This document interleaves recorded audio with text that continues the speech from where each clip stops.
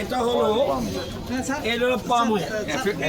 এটা যখন গাছ বড় হবে, দেখুন খেজুর গাছের মতো এই গাছ বড় হবে, তখন এটা ফলন আসবে, এইগুলি কিনে নিয়ে যাবে, আবার ঝরবে, এবং প্রায় এক একটা গাছে 25 বছর পর্যন্ত ফসল আসবে।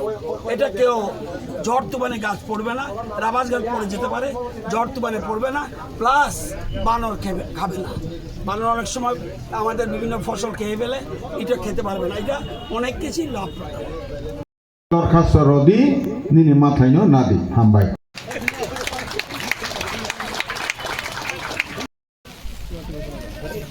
প্রথমে স্পিকার ডক্টর রাজীব ঘোষ আপনাকে আগে মাটি ভালো। আপনারা জানেন যে ভারতবর্ষ অনেক দিক দিয়ে প্রোডাকশনের দিকে, বিশেষ করে কৃষি সামগ্রী, যেমন রাইস, আমরা পৃথিবীর মধ্যে নাম্বার 1 প্রোডাকশন, যেটাকে আমরা ধান বলি, চাল, এটা পৃথিবীর মধ্যে আগে ছিল চায়না, বর্তমানে India first in the world. দুধ সবচেয়ে বেশি উৎপাদন করি ভারতবর্ষ ওয়ার্ল্ডে। হলুদ সবচেয়ে বেশি উৎপাদন করি আমরা। এলাচি সবচেয়ে বেশি পৃথিবীতে উৎপাদন করি আমরা। মরিচ সবচেয়ে বেশি উৎপাদন করি আমরা। পাট, কলা, আম, পেঁপে, আদা, তুলা, ডাল, মিলেট পৃথিবীর মধ্যে সবচেয়ে বেশি উৎপাদন করে ভারতবর্ষ।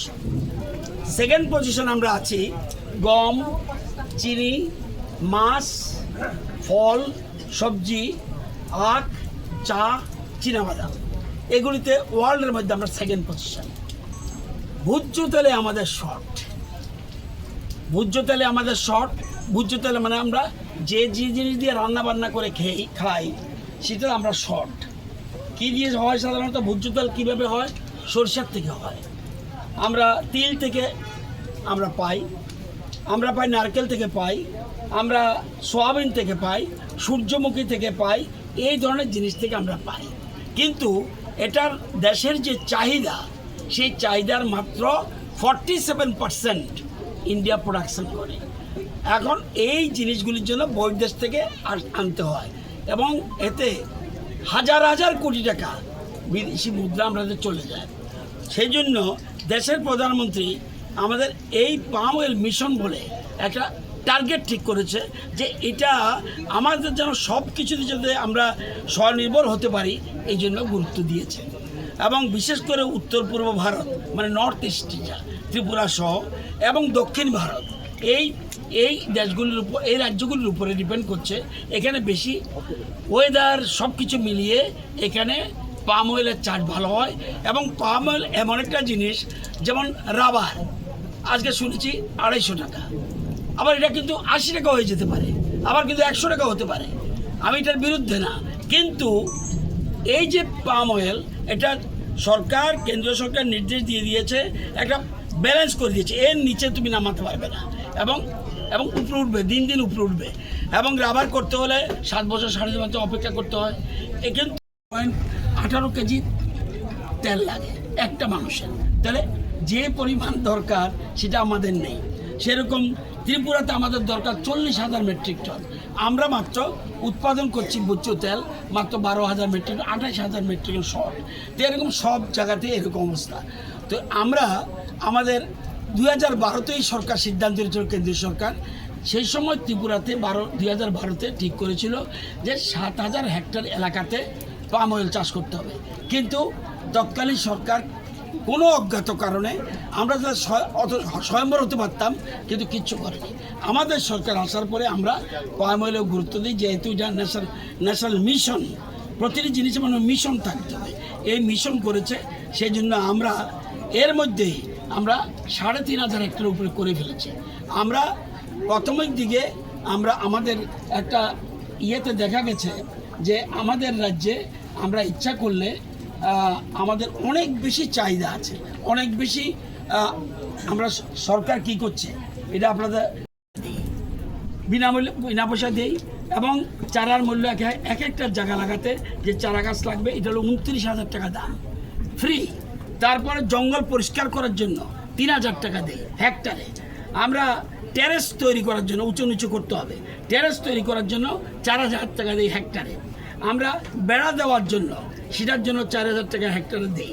আমরা ওই যে 3.5 বছর 4 বছর 4.5 বছর পর যে ফসল আসবে, ফসল আসা অবধি হেক্টরে 6,250 টাকা আমরা দেবো এটা পরিচর্যা করার জন্য।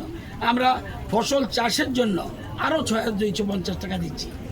ধরুন আমরা পাম অয়েল বাগান লাগালাম, মাঝে মাঝে অন্য ফসল করবেন, তার জন্য আমরা 10,000 টাকা দিই হেক্টরে। এবার বলে না ঠিক আছে উপরে চাষ করলো, এখানে একটা জলাশয় করবে, তার জন্য আমরা 1,80,000 টাকা দিই। এবং বলে সোলার পাম্প বসাবেন, সেই জন্য আমরা 1,40,000 টাকা দিই। পাম্প সেট বিতরণ এটা কিন্তু আমরা এতক্ষণ বলছি যা বলি সব ফ্রি।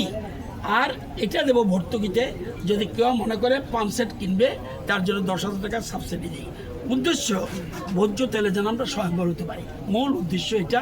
এবং আজকে এখানে আমরা এসেছি 18 বোলা বিসিতে, আমাদের কিল্লা ব্লকের 18 বোলা বিসিতে আমাদের একজন ভাইয়ের নাম হলো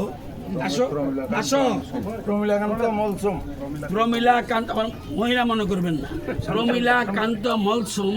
উনি আমার পাশে দাঁড়িয়ে আছে, উনি ওনার জায়গাতে বারোকানি জায়গার মধ্যে উনি করছেন। আজকে এই উপলক্ষে আমার সাথে উনি এই এলাকাটা আবার আমাদের বিধানসভার স্পিকার যিনি আমাদের রামপদ জমাতিয়া ওনার এলাকা, উনি আমার সাথে রয়েছেন। আমার সাথে রয়েছেন জিতেন মজুমদার, পার্শ্ববর্তী এলাকার এমএলএ কাকড়াবনের। আবার আমাদের এমএলএ আরেকজন অভিষেক দেবরায়, যিনি আবার বর্তমান আমাদের ভারতীয় জনতা পার্টির প্রেসিডেন্ট, উনিও ছিলেন। আরও আমাদের বাগানারি মলসুম, উনি আমাদের চেয়ারম্যান কিল্লা ব্লকের।